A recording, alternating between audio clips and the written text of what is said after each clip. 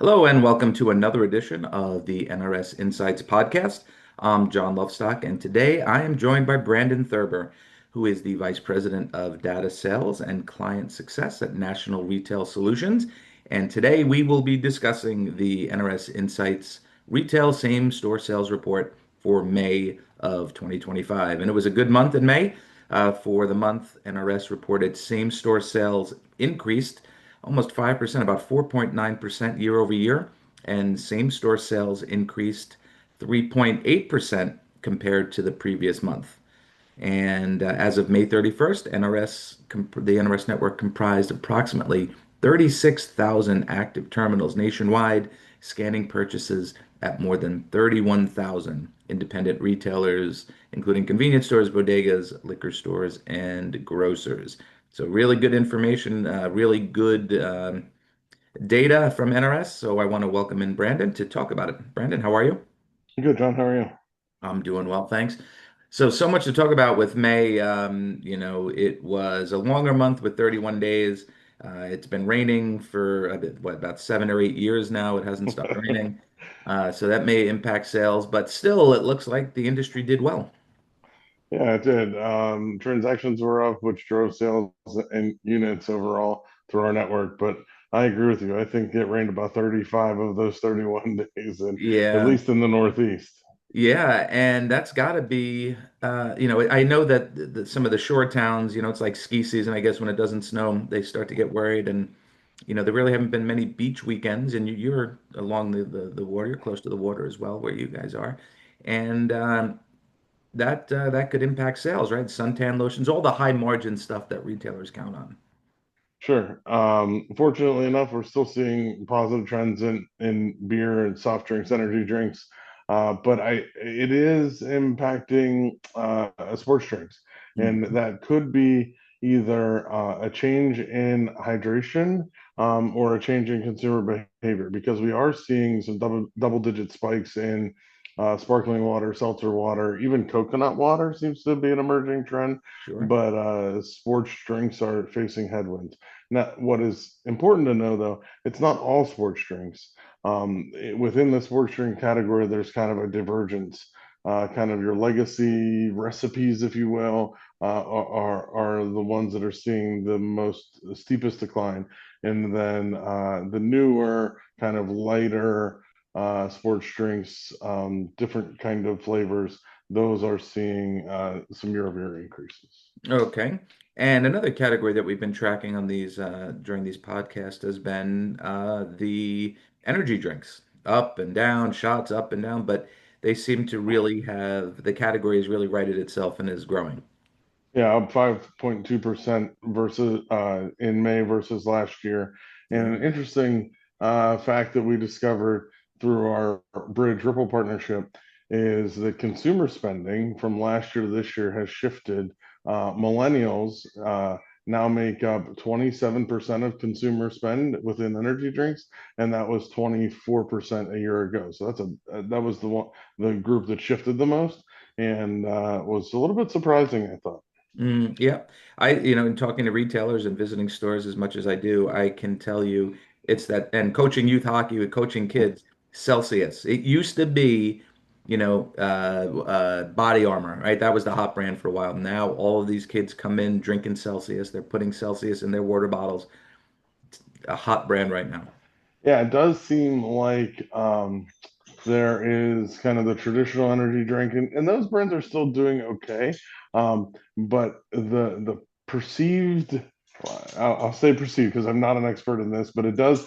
There are brands out there that have a perceived better for you Mhm. or functional energy beverages. I've heard the term used, and those continue to really grow and grow probably double digits. I think they write that on the can, actually. I think it says better for you right on there. I don't even know. I've seen it, but never had it. And it's a good for retailers, that's great. That's a good ring. It is another driver to the store for a younger demographic. We were worried for quite some time that we were losing some of the younger demographic at C stores Yeah. with the Uber And Eats and all that. additionally, is it and not only is it you mentioned good ring and pulling in a younger audience, but it's a different flavor profile, Hmm. right? These are typically very high, like a flavor forward brands that are gaining that traction. Sure. And you mentioned sparkling water. So uh, I'm a, you know, if I, it's hard to, I guess if it's either more of a Northeast thing to find a bottle of seltzer nowadays. There are some brands out there, but you could always find a Perrier.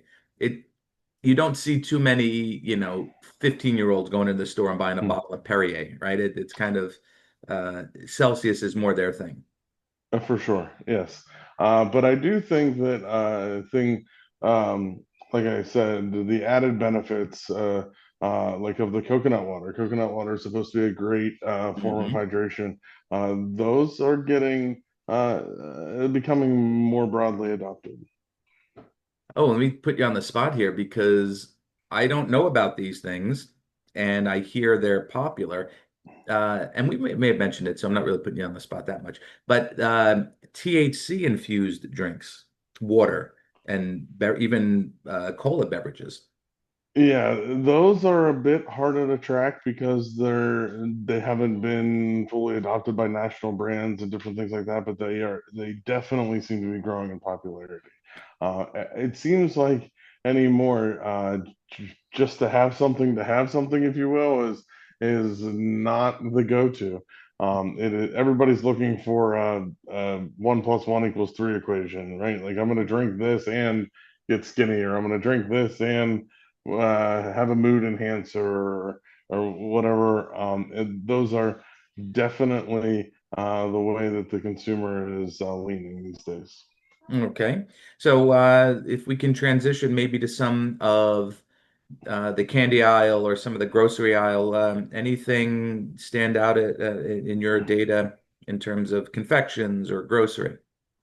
Yeah, so interestingly enough, chocolate's up, confections are down, and that's kind of the reverse of what had been happening last year and the year before. So definitely the consumer leaning to more of those brands, less gummies, less sugar. Hmm. I guess it's sort of less sugar, relatively speaking. And then cookies can are a consistent grower. There's been some rebrands and some ethnic brands that have emerged, but cookies is usually month over month on the up side of things. And this is usually where we could cue Susie in on the GLP shots. She has been one of the leaders in our industry in talking about how these shots are eventually going to impact consumer spending. And I guess we're starting to see that even at convenience stores. For sure. I would say that right now the biggest, the kind of the two categories that are probably seeing the most impact with that are salty snacks, and then kind of some baked categories, if you will. Maybe the donuts or the cinnamon rolls or those sorts of things. Those are kind of more filling, and when you aren't you don't have that need, you're feeling fuller longer.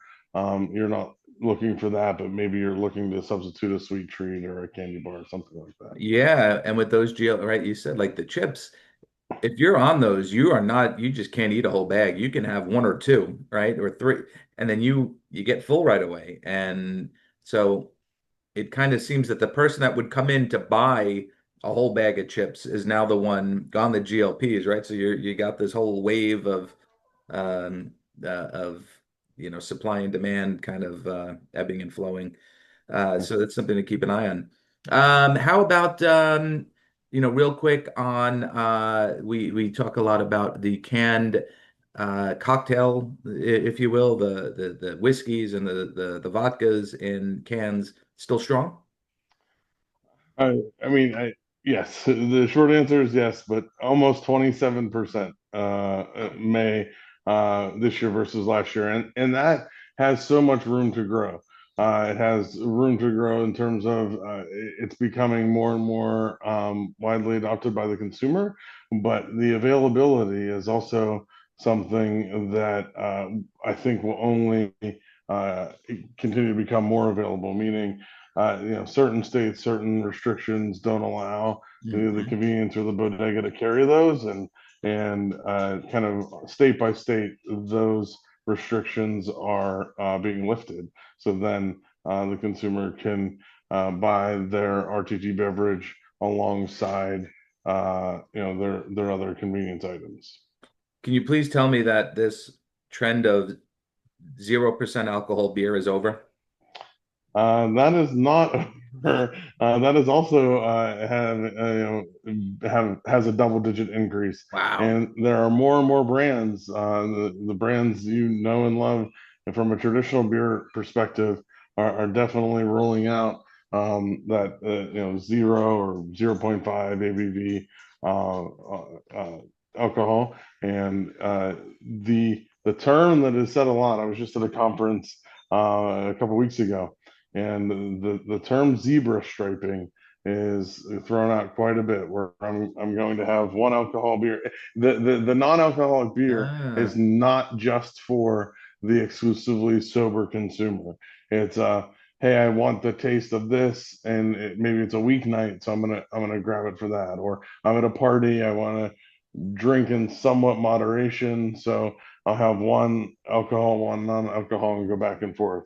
So it's a if you remember the days of one beer, one water kind yeah, of yeah. it's a you're actually, and some people perceive that to be more social with one beer, one regular beer, one NA beer. Wow. All right. Zebra striping. That's a new term for me. Very So if you're nice. hosting a cookout or a picnic this summer, pick up a 6 pack and see if it goes. Yeah, not in my circles, but I can try. All right, last thing, tobacco. Whether it's the vape category, traditional tobacco, any updates on how sales are going? Uh, pipe tobacco is growing a decent bit. Cigarettes are pretty much flat in our network. Okay. With they see the discount brands seem to pick up as gas prices go up, so that we see that in summertime. And then top of everybody's mind, I think, is the modern oral nicotine piece of the smokeless, and just month over month that continues to grow. I've been asked about have you noticed or have you tracked any kind of seasonality trend, because cigarettes for many years have faced seasonality when it's cold out, or when your spending is during the holiday season. Those are typically lower velocity cigarette times. They have been for years. And somebody had asked, what are you seeing in modern oral? Does it have that kind of curve to it? And the answer is, we don't know, because month over month over month, that line just keeps going up and up. As but what is most interesting is, not only is it current nicotine and tobacco users switching from their choice of nicotine delivery to this, but we are seeing that it is bringing new people to the category as well. Excellent. All right. So Brandon, all this good data, where can retailers learn more and kind of track the work that you're doing? Sure. You can sign up for our monthly press release. Set your Google alerts to the NRS Inside Same Store press release, or go to our parent company, IDT.net. Awesome. I appreciate your insights today, Brandon. Thank you. So for Thank you. Brandon, I'm John Lovestock. Want to thank everyone for tuning in, and we look forward to having you on another NRS podcast soon. Have a good afternoon, everyone.